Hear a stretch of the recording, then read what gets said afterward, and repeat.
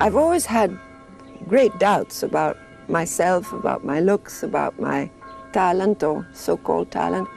And so I've never believed much of it. I've believed the results, and I'm very happy with them. But I didn't change. No. You've always been as cool and collected as you are now? I don't know, you call it cool and collected. I'm not that cool and collected on the inside. No. Your mother once called you an ugly duckling. Yes, well, she was right, you know, except that the ugly duckling grows into a beautiful swan, which didn't happen to me. Throughout a movie career spanning more than 3 decades, you've made relatively few films. 25? You counted very well. I think it's about that. Is there a specific reason for that? Yes, because I'm still the same way, but I've always cared terribly about my private life. And once I had my boys, I wanted to spend a lot of time with them. So what I did before my children were born is that I would do maybe 2 pictures in a year and then take a year off, because I never quite understood how you could be a good wife and be gone all the time making a movie. Any the less than I could understand how you could be a mother if you can't take your children with you and you're not making the pictures at home. So I didn't want to leave my children, didn't want to leave my husband. And so that's why I didn't work very much. And especially once my eldest son started going to school. Yes. Because when he was smaller, he came with me. But once he started to go to school, I stayed home too. Looking back to that period, your career left you enough room to be a good mother? Good mother is, you know, only who can tell what a good mother is. Yes. But I was there, so I think that's already something.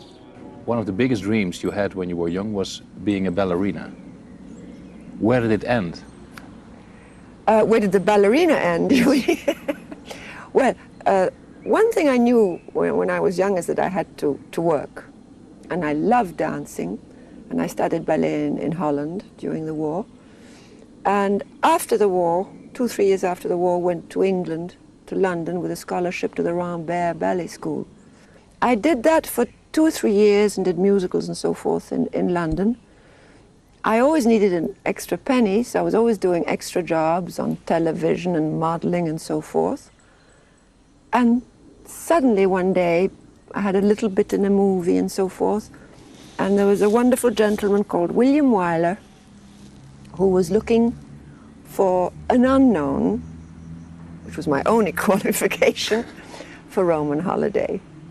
And he left orders with an English director called Thorold Dickinson to test lots of young people. I was one of them, and I got the part. And you got an Oscar immediately for your first big part in an important movie. That's incredible, isn't it? For my first real movie, yes. I had done other movies, but smaller parts. Yes. Just cut, thank you. What was the haircut necessary for? Because I was too young to realize what happened. Where? There. There. Are you sure, miss? I'm quite sure, thank you. You never saw Roman Holiday? No. Well, one of her sort of more defiant gestures that this princess makes in the picture is to cut off her hair because she wants to be like the other girls. And actually, it caused a bit of a furor, especially in Japan, where the film was an enormous success, still is today. Because there, all girls had very long hair, and it was part of the tradition, and they all cut off their hair. And I was held responsible. To bring it back to pictures, clothes per se, the costume, whether it's modern or is terribly important to me, always has been. Perhaps because I didn't have any technique for acting when I started, because I'd never learned to act. I had to sort of make believe like children do. You know how children get dressed up and make believe they're somebody or a grown-up. Like I get dressed and make believe that I'm an interviewer. That's right. You can't, for instance, act the 17th century, nor can you really act a nun or act very rich or act very poor. That's something, you're a human being and your feelings are the ones you act. But you can dress 17th century. And this way the audience knows who you are and what you are. Fashion has played a big part in your career, throughout your career. In my life. In your life. You even received an Oscar de la Mode sur la scène de l'Opéra de Paris, as I understood 2 or 3 years ago. One can never say that luck and coincidence are the only two factors who made you an actress. Mostly. But you wanted to become an actress as well, didn't you? No, I wanted to be a dancer.